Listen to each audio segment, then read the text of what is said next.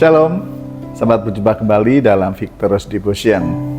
Hari ini kita akan merenungkan firman Tuhan yang diberi judul Roh Kudus dan Mujizat. Mengapa kita membahas pada bulan April tentang Roh Kudus? Karena topik untuk bulan April adalah bagaimana kita hidup dalam kuasa dan juga dalam pimpinan Roh Kudus. Hidup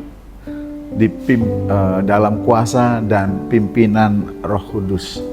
Biarlah selama bulan April kita boleh mengalami kuasa dan pimpinan Roh Kudus. Sebelum lebih lanjut, mari kita akan berdoa lebih dahulu. Bapa di sorga, kami bersyukur kepada Engkau karena Kau memberikan kami kepercayaan menerima keselamatan yang daripada-Mu, dan Kau memberikan kami karunia untuk kami juga mengelola keselamatan itu. Terlebih Engkau juga mempercayakan pada kami terlibat dalam pelayanan-pelayanan, baik di dalam gereja maupun di luar gereja. Sungguh kami membutuhkan pertolongan Tuhan melalui Roh-Mu yang kudus. Kami juga membutuhkan bimbingan Roh Kudus untuk membimbing kami semakin meningkat, semakin bertumbuh dan semakin dewasa di dalam Kristus.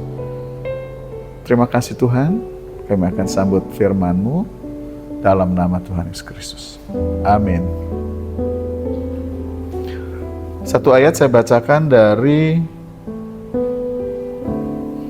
Markus pasal yang ke-16, ayatnya yang ke-15 sampai 20, tapi saya baca salah satu ayat saja, yaitu yang berbunyi demikian.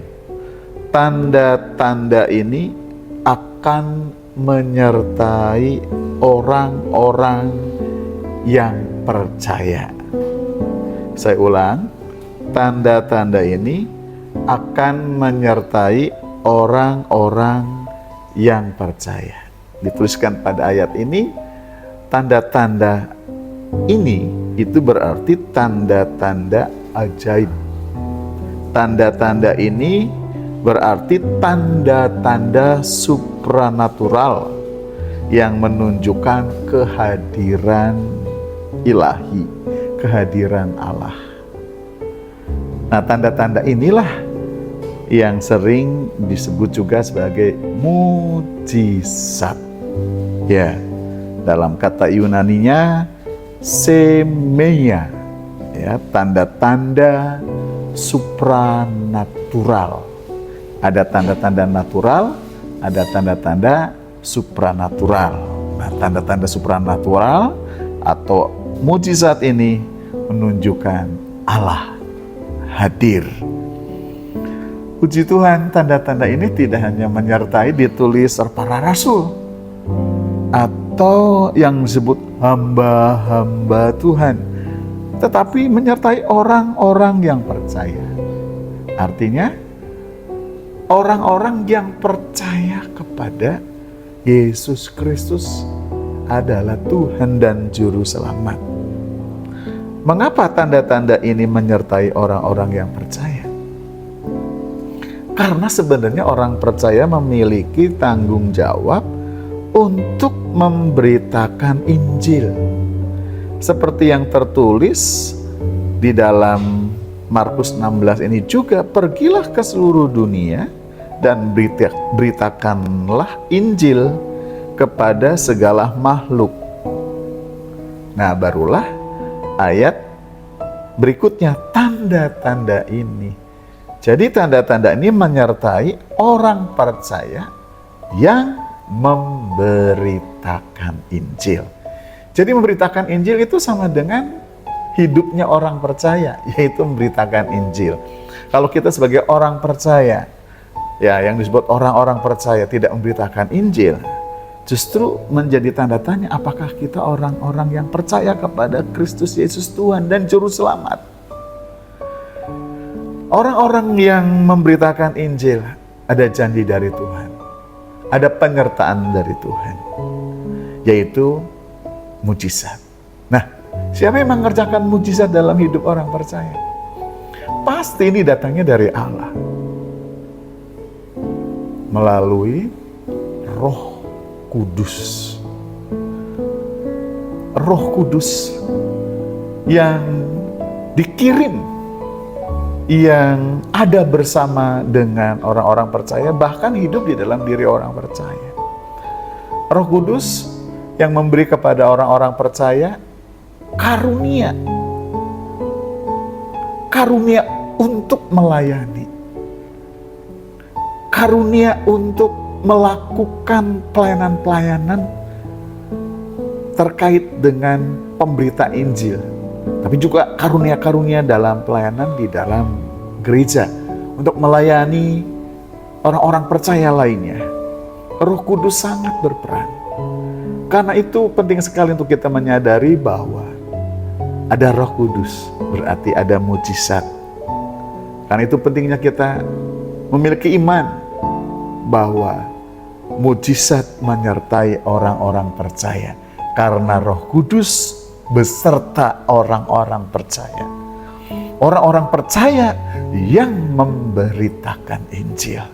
Jadi kita tidak hanya harus melakukan firman Allah, hidup sepadan berpadanan dengan Injil, tetapi kita juga harus memberitakan Injil itu sendiri.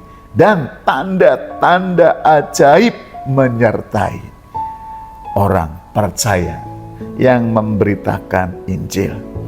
Dikatakan lebih lanjut, mereka akan mengusir setan-setan demi namaku.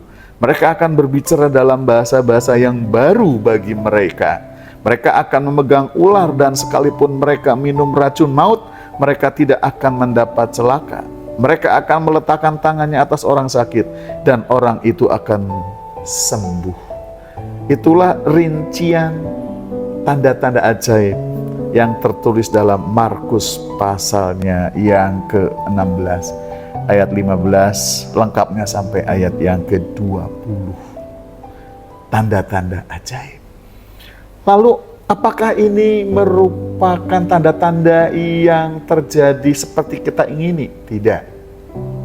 Karena ini janji Tuhan, maka tanda-tanda ini akan menyertai orang percaya yang memberitakan Injil sesuai dengan kehendaknya, bukan kehendak kita. Ini bukan ilmu magic yang penggunaannya semau kita. Ini seturut kehendak Tuhan. Karena apa? Tanda-tanda ini menyertai sebenarnya pemberitaan Injil. Ketika Injil diberitakan ada tanda ajaib. Jadi ini bukan membuktikan bahwa kita sebagai orang percaya, sebagai hamba Tuhan hebat. Bukan.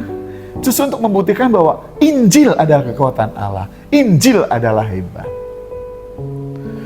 Dan adanya tanda-tanda itu untuk menguatkan iman. Orang yang melayani memberitakan Injil, tapi juga orang yang menjadi percaya oleh karena Injil. Karena itu dimanapun kita pergi, dimanapun kita berada dan kemanapun kita pergi, mari beritakan Injil. Ada tanda-tanda supranatural menyertai kita. Karena itu kita tidak perlu takut. Mari kita menjadi orang percaya yang terus memberitakan Injil. Maka tanda-tanda ini, tanda-tanda ajaib menyertai. Tidak semua orang percaya dalam setiap doanya dan memberitakan Injil ada tanda ajaib. Tetapi tanda ajaib ini ada bersama orang percaya. Orang percaya akan diberi kekuatan dan kemampuan untuk terus memberitakan Injil. Karena ada Roh Kudus yang bersama dengan kita. Roh Kudus beserta dengan kita untuk kita memberitakan Injil. Demikian firman Tuhan, mari kita berdoa. Firman Tuhan yang memberi kami pemahaman bahwa kami orang percaya yang mendapatkan amanat untuk memberitakan Injil. Bukan oleh kekuatan kami sendiri, bukan oleh kemampuan, daya hebat kami, tetapi oleh kuat kuasa Roh Kudus yang menyertai kami.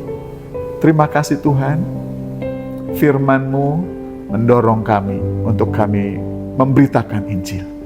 Dan kami percaya Roh Kudus berkarya. Ada tanda-tanda ajaib yang menyertai kami kala kami memberitakan Injil. Terima kasih Tuhan. Terima kasih. Biarlah hidup kami Kau pakai. Bukan sekedar kami menikmati anugerah keselamatan, tapi Kau pakai untuk kami memberitakan Injil. Dan Kau nyatakan dalam setiap kehidupan kami orang percaya yang memberitakan Injil, tanda-tanda ajaib, yaitu mujizat. Terpujilah nama Tuhan yang Injilnya hebat. Terpujilah nama Tuhan yang kuasanya hebat. Terpujilah Tuhan yang telah memberikan Roh Kudus menyertai kami dan menyatakan tanda-tanda ajaib. Dalam nama Tuhan Yesus Kristus, kami menyerahkan hidup kami sepanjang hari ini. Biarlah kami melakukan firman-Mu, dan biarlah kami boleh memberitakan Injil-Mu dan mengalami mujizat yang daripada-Mu. Dalam nama Tuhan Yesus Kristus kami berdoa. Amin. Puji Tuhan, mari kita selesaikan perjalanan hidup kita hari ini dengan terus memberitakan Injil dan alami tanda-tanda ajaib dalam kehidupan kita. Amin. Sampai jumpa.